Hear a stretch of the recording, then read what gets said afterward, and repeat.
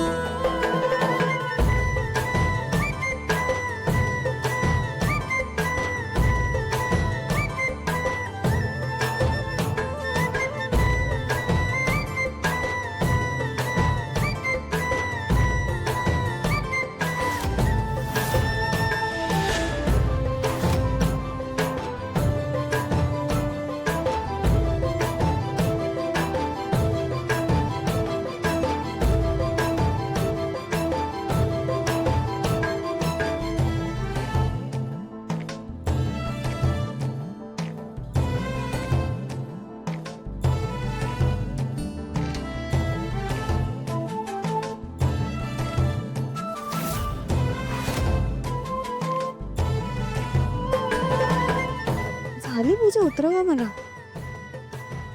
चल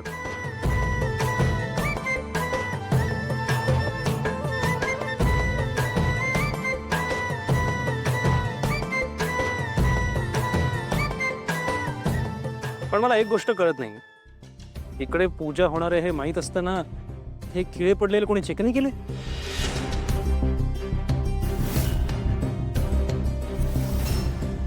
एक मिनिट, आपल्या घरी पण फर्निचरचं काम चालू आहे ना, तिकडे पण असेच खिळे आहेत।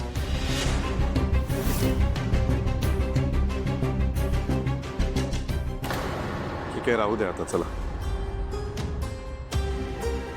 चर्चा बास झाली, निघूयात आपण। चल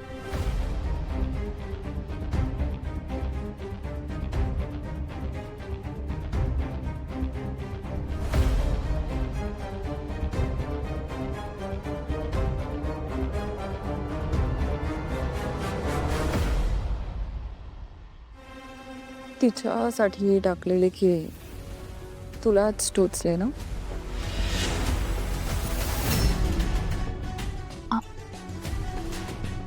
थँक्यू सो मच नैनी।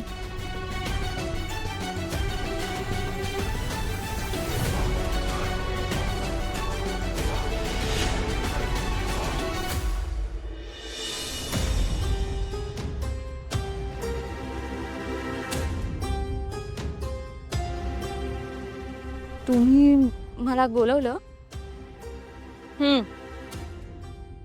अगं घाबरू नकोस, तुझं कौतुक करायला बोलवलंय।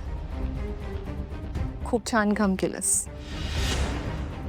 तुला माहिती आहे आपल्या घरात मॉम ना, म्हणजे तिलोत्तमा मेहंदळेंना धार्मिक कार्यांचं प्रमाणाबाहेर कौतुक आहे आणि हे त्या मूर्ख मुलीने चांगलं ओळखलंय आणि म्हणूनच सगळ्यांसमोर ती गोंधळ करणार, त्या गोंधळात नाचणार असं सांगितलंय. शिवाय नैवेद्य पण तीच बनवणार आहे. म्हणजे तुझ्या लक्षात येतंय का, पायाला दुखापत होऊन सुद्धा ती नाचणार आणि नैवेद्य बनवणार.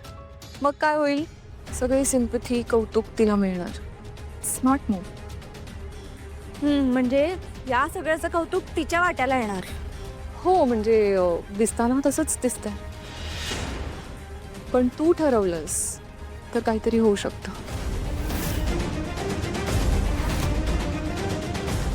म्हणजे म्हणजे उद्या सकाळी नैवेद्य ती मूर्ख मुलगी बनवणार आहे. तो नैवेद्य चांगला होणार नाही ह्याची तू काळजी घ्यायची.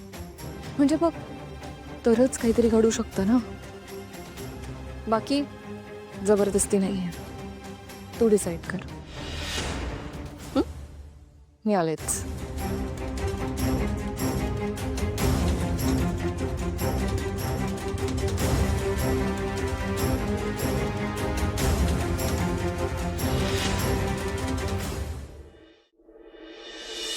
तिलोत्तमा, अगं आई, अगं तिलोत्तमा, कुठे निघालीस तू?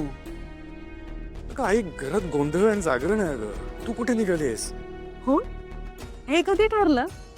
तिलोत्तमा, अगं काल रात्री तुला यायला उशीर झाला. तू आणि राजकुमार मीटिंग मध्ये होतात म्हणून मी निर्णय घेतला. अच्छा, मग माझं काय म्हणणं आहे, यापुढचे सगळे निर्णय तुम्ही घेत जा ना परस्पर. घरात 2-2 सुना आल्या, तो निर्णय माझा नव्हता. तर या घरात सगळं जर का तुमच्या मर्जीने होत असेल तर यापुढे सुद्धा अशीच पद्धत राहू देत. मला तुमचे अधिकार डावलायचे नाहीयेत. मला एवढंच म्हणायचंय की हे जर का निर्णय तुम्हाला घ्यायचे असतील तर एकदा जर का मला विचारलं असतं, मला सांगितलं असतं तरी चाललं असतं. असं नाही वाटत तुम्हाला? अगं तिलोत्तमा, आणि यापुढे जर का घरातल्या सगळ्या गोष्टी तुमच्या पद्धतीने चालणार असतील तर चालू द्या. मी काय करू इथे? तिलोत्तमा मॅडम, आल्या बोलायला. तिलोत्तमा मॅडम, मला मान्य आहे तुम्हाला माझा राग येतो, पण घरात देवी येत असताना देवीच्या स्वागतासाठी तुमचं इथे असणं जास्त महत्वाचं आहे आमच्यासाठी. तुमच्या या रागामुळे तुमच्या हातून नकळतपणे देवीचा अपमान नाही होणार का? तुम्हाला माझ्या बोलण्याचं वाईट वाटलं ना तर तुम्ही मला हवं तेवढं बोला, काहीच हरकत नाही. पण घरात देवी असताना जर आपल्या घरच्या लक्ष्मीने तिचं स्वागत नाही केलं तर ती कसा आशीर्वाद देईल आपल्याला?